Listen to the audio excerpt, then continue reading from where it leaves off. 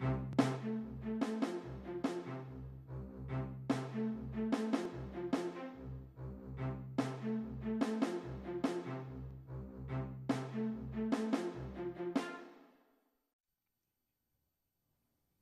I'm Llewellyn King, the host of White House Chronicle, which is coming right up. But first, a few thoughts of my own. As most of you know, I'm a columnist. I write a column for Inside Sources, which is distributed across all the newspapers, or most of the newspapers in the US. But there are two subjects, of many subjects that I wrote about, that always come back and get attention. One I wrote about recently, and boy, my mail has been flooded. That was the conditions in the rear of aeroplanes, where those who cannot afford or are not allowed by their corporations, whatever, to sit in a bigger seat. The conditions are awful. Everybody suffers. It's too small. Now they have new seats. You can't even put your book in the seat. I got a lot of correspondence on that. And every time I write about the condition in the back of aircraft, in the coach class, I get a lot of correspondence. There's a lot of feeling out there. The other one, tried and true and trusted and very dear to my heart, is why in the US we don't let dogs come into restaurants. The French do. They sit on the banquettes, you know, the pooches are everywhere, so long as they're not trying to eat another pooch, just trying to eat their food. And of course, dogs have always been a feature of English country pubs. And you know, these places that let dogs in where the food is served, nobody is dying of dog-borne disease. And yet, my goodness, I got ushered out of a restaurant where I was trying to sit outside. So, health department says, what are the dog-borne diseases? 0, I suspect. Let the pooches in and give us a bit more space in the airlines. I'll find something else to write about if that comes about. I have, like most people, always thought of the ocean as rather eternal. So large, the oceans, all over the world, most of the world's surface covered in water, that somehow they were immune to the predations of man's attack on the environment. Unfortunately, it is not so. And to talk about the state of the oceans, I have as my guest today Mark Spalding, who heads up the Ocean Foundation. Welcome to the broadcast. And we've got a nice little bit of film here of a healthy ocean with healthy fish in it. And tell me, what are these fish doing? Why are they all looking like that, and where are they? Yes, this is in Indonesia, and these fish are protecting each other by appearing larger as a group than they might as individuals. And this is one of the... So they're no different from us. We Exactly. are armies and we walk with people when we're not safe, yes. Exactly, and so they're all protecting each other. They keep shifting, some from the outside edges into the middle and back and forth to exchange the risk as they go along. The example is an amazing example. The next video clip is an unhealthy reef, one where the coral is dead, the color is gone, the size of the fish is dramatically reduced, and this is exactly what you started with. We have put too much bad stuff in the ocean and taken too much good stuff out. It's as simple as that. Where is this? This is, I believe, in the Caribbean near the Yucatan. And all those people who go there to fish, to scuba dive with suntan oil, throw plastic cans, all contributing. In their innocent pursuit, they're doing something evil. Exactly right, exactly right. And what are the other things that are attacking the ocean? I have read these horrific things about miles, hundreds of miles of plastic just floating through the Pacific in artificial, I don't know what you call them, where all this dirt, all this rubbish is accumulated out to sea. Yep. And doing no good at all. What is the consequence of plastic in the ocean? There's a lot of it. Imagine a soup that is broth but has all these pieces of things, vegetables or meat in it to eat. We're creating a plastic soup in the ocean. And just like that soup, those things that start out large become smaller and smaller. And fish but they don't go away. They don't break go down. away. I mean, if you put bread in the ocean, it will break down. Organic Exactly. things will break down. But plastic never breaks down. It just gets into smaller pieces. It breaks down into smaller pieces, but it doesn't biodegrade into a natural substance. What are the effects on marine life of plastic in the ocean? Plastic, we have found, is a great accumulator of disease. It's a vector for Not pathogens. those dogs in the restaurant, Not the dogs it's in the the plastics, restaurant. it's the plastic. And so I'm glad you cleared that up. That plastic with disease attached to it is consumed by fish, consumed by larger fish, and then eventually you and I get to eat it as well. But the big impact is in the oceans. Then there are other things. Flip-flops, the most popular shoes on earth. I can say with great virtue that I have never worn flip-flops, but they're hugely popular. And when I raised flip-flops about 5-6 years ago on this program, one of the guests reached down and took off her flip-flop and waved it at me. But there are beaches in Africa where flip-flops that are washed across from Asia absolutely pollute the beach. Yeah. And I think we've got some pictures of polluted beaches here. Yeah. Look at that. What is that showing? So this is a great example. I mean, if you think about a bird walking upon the beach, you see the tracks of the bird. If you think of a sea turtle that has clawed its way up onto the beach to lay its eggs and then clawed its way back into the ocean, that gets washed away by the sea the next time the tide comes in. What you're seeing here is sort of the opposite. Man's trail, man's track on the planet is in the ocean, and it's being thrown by the ocean back up onto the beach. The work that For our radio viewers, we're looking at a beach with all kinds of plastic on it, and now we have a picture of a beach with no more pretty swimming fishes, but we do actually have a girl walking in this plastic trash, this monstrous debris on the beach. And there's a tremendous number of nonprofit organizations all around the world who do beach cleanups. There's an annual International Beach Cleanup Day in the fall each year, and in this picture there is a bag and young people collecting trash, and this becomes the evidence of this horrific pollution in the ocean. Here in this photograph you can see bottle caps, shoes, all sorts of things. This is a picture on a beach which looks as though you're on top of a garbage dump outside of a city. There is so much plastic, cans, and other society junk. Yep. What do we do about all this? So we have documented that this plastic is from all over the world. It's traveling from Europe into the Pacific and vice versa. It's accumulating in 5 different gyres in the ocean where that soup becomes more concentrated and it breaks down. This photograph of the hand with very, very small pieces of plastic is the way it ends up, and it ends up how it gets into the food chain and does right. Tremendous damage to marine life. Exactly right. So we see proposals every day at the Ocean Foundation for folks who want to clean this plastic out of the ocean, but it costs money to go out to these gyres, collect the plastic, bring it back and convert it into something Maybe useful. gyres was the word I was reaching for when I was describing these debris chains, these fields of debris out in the ocean.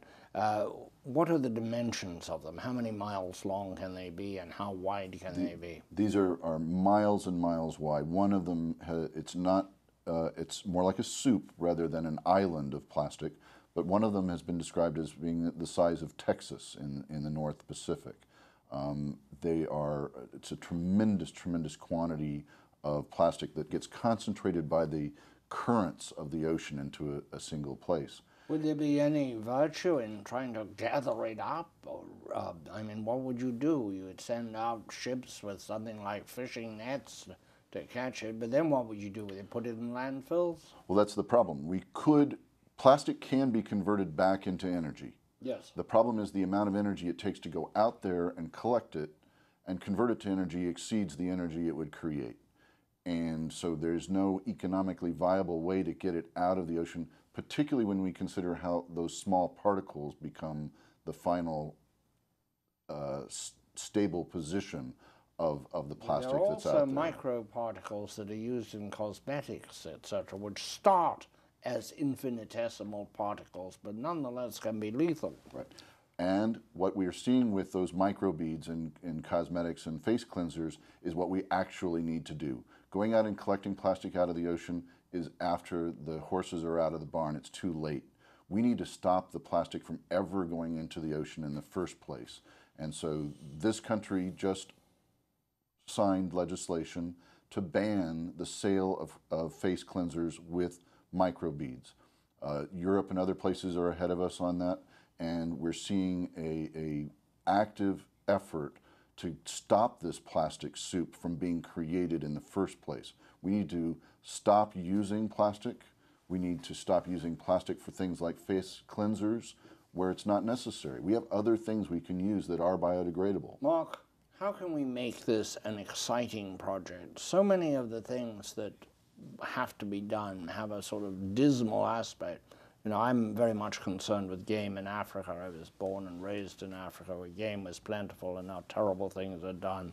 The elephants are endangered. They're being poisoned with cyanide, which is utterly ghastly. A rhino has had its horn cut off and has been in unbelievable suffering.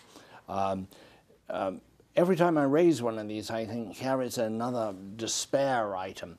How can we make fixing this part of the environment, because there are successes with the environment, how can we make it a success? How can we inspire people to not throw the flip-flops in the ocean, not leave them on the beach where they'll make their way into the ocean? Do you have any idea of how you get people on board? We saw an amazing change after 1962 when Rachel Carson published Silent Spring. We changed pesticides. We stopped using the most complex and difficult of them, the DDT, although it was very effective for malaria control, etc., but it was killing birds. How do we get joy into cleaning up the environment? Because if we don't do that, we won't do it, will we? No, absolutely not. We need to think about how people perceive the ocean. It is absolutely beautiful. It's inspiring. Being near the ocean makes all of us more relaxed. It's the reason for perhaps that, you know, ocean view is the most valuable phrase in real estate sales. How do we preserve that beauty? How do we make sure that this effect that it has on all of us is there for everyone? If we think about plastics, we think about, say, plastic straws, okay? Asking your restaurant not to put a plastic straw in your drink is easy. You can encourage your friends to do it, and we can show you with a. And there were straws.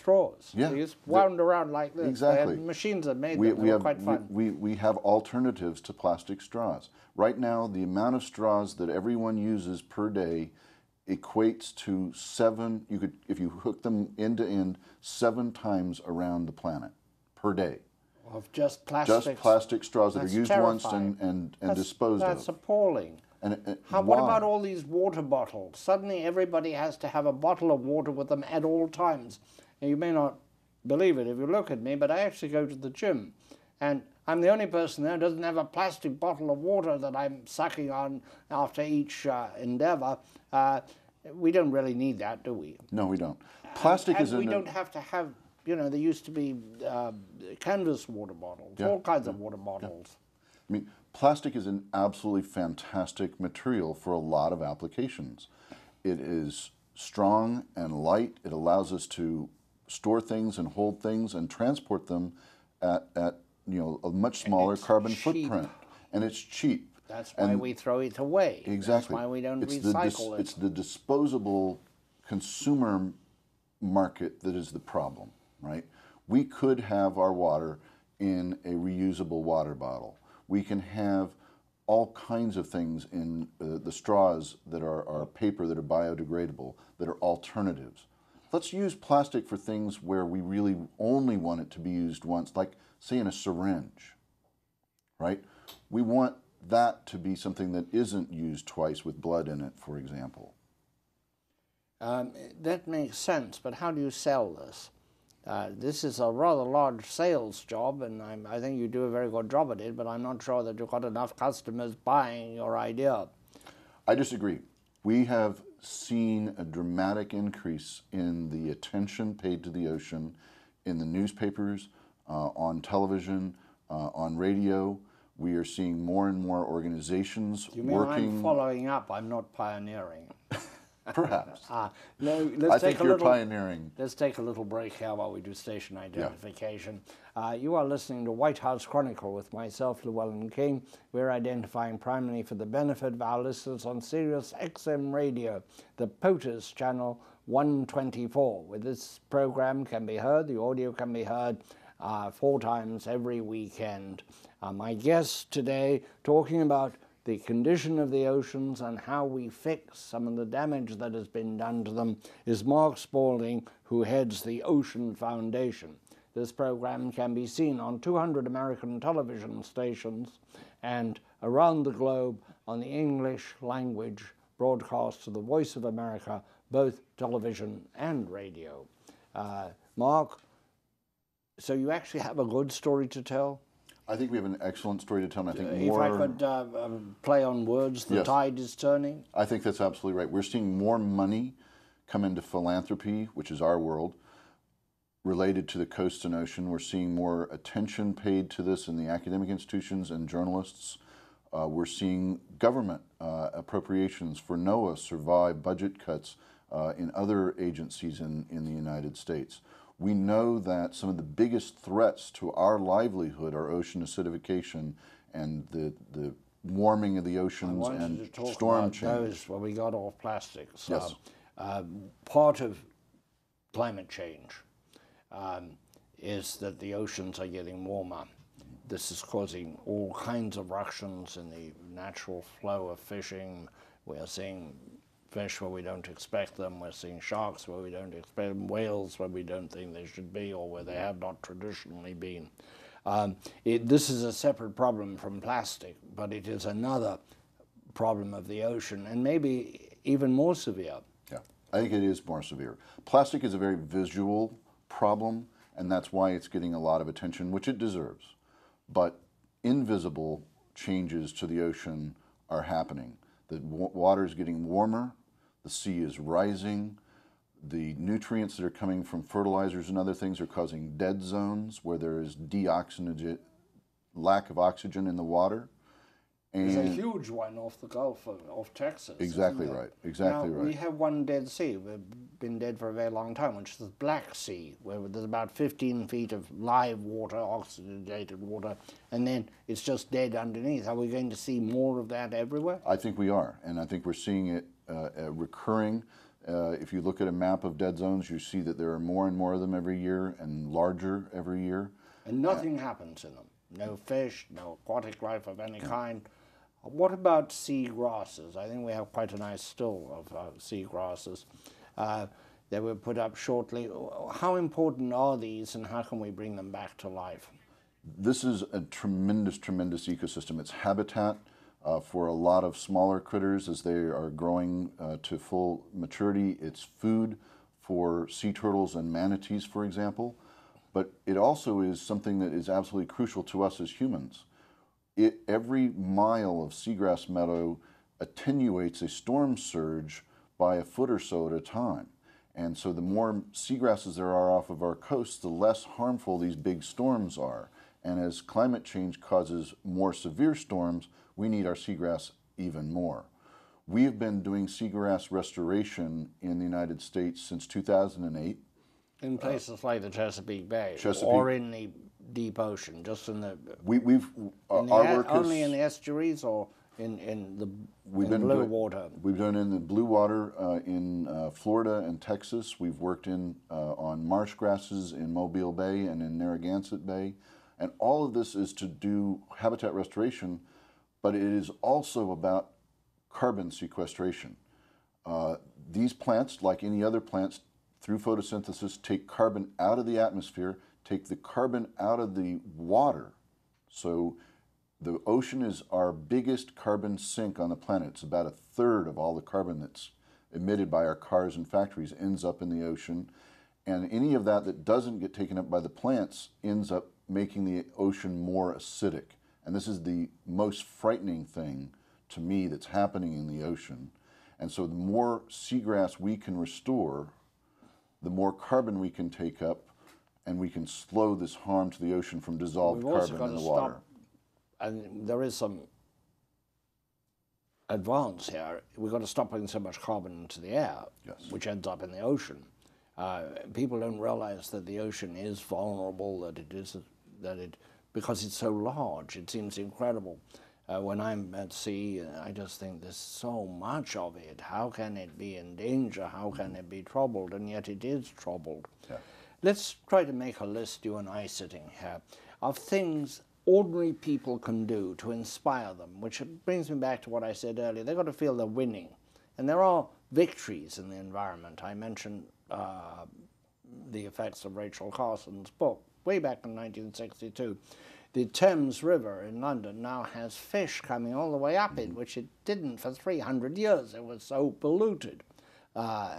Related, but not so much in the water, London fogs have basically disappeared since they cleaned up the air. So I think for things to work, people have to feel they can win. That they're not just, you know, shouting in the wind.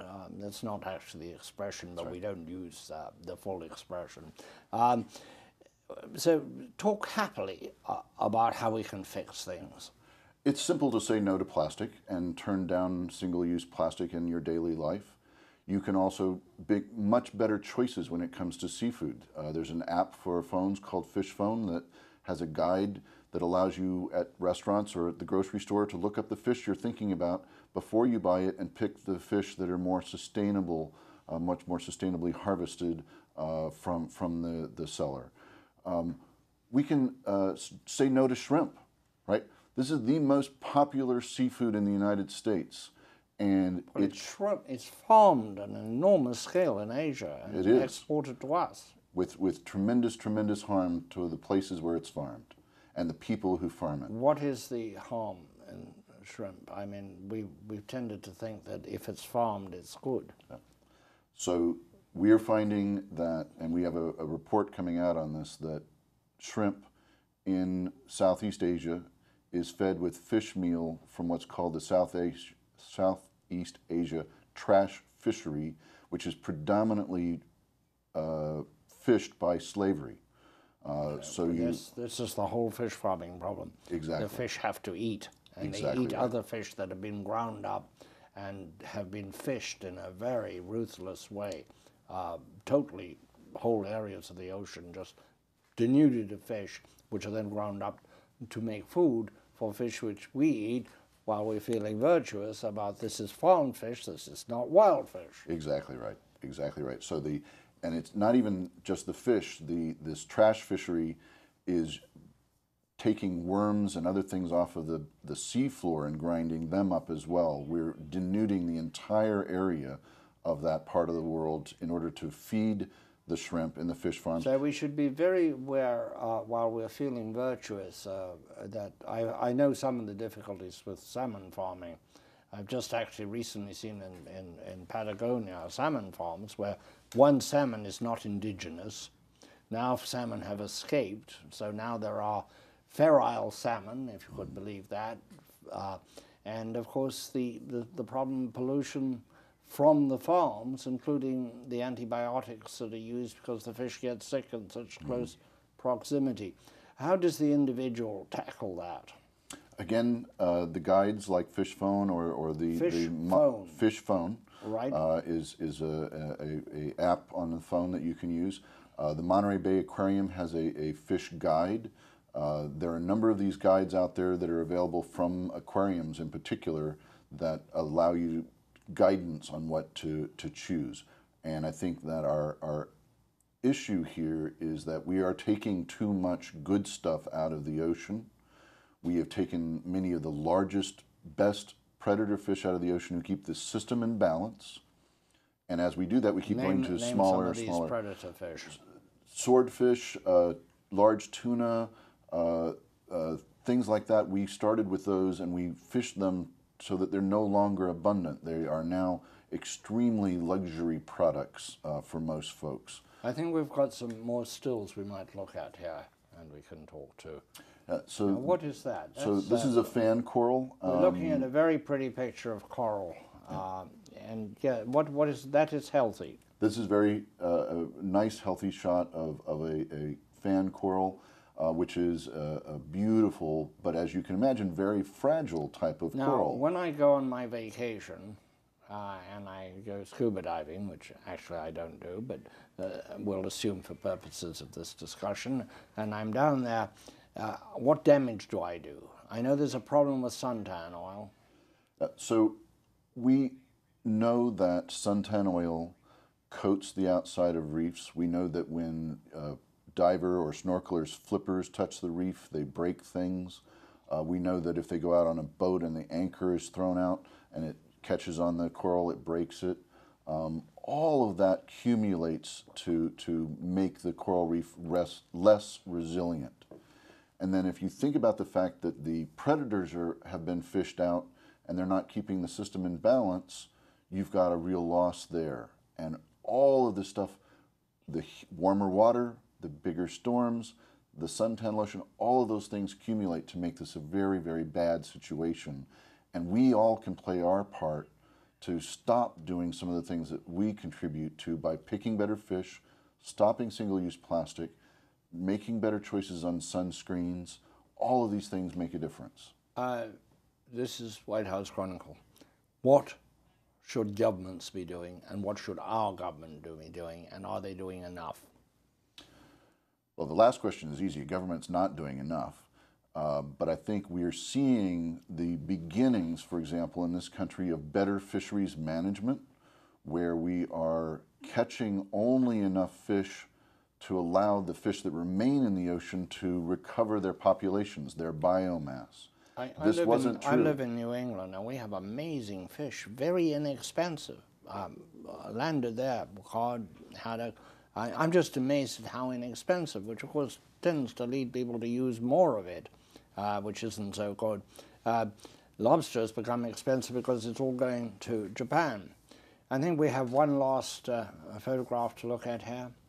And now what does that show? Again, this is a nice, healthy, colorful coral reef, and again for shows our radio listeners, how we're looking at a fragile. very pretty picture of what it should look like in the ocean, not what increasingly it does look like. Yeah. How did, in the last few minutes, how did you get, you trained as a lawyer, I guess you've been forgiven for that by now. How did you get into this line of work of worrying about the oceans? Yes, as a recovering lawyer. I practiced law for about 8 years, and I worked in international bank fraud. And at the end of the day, I decided I didn't really care whether the big bank or the big insurance company got the big bucks. So I went back to school to focus on this, and I've been doing it ever since. Well played, Mark. Thank you so much. We will be back. Watch what you eat, watch the plastic, and remember, we can win. And I thank you, Mark, for that. We'll be back next week with another great show. Cheers.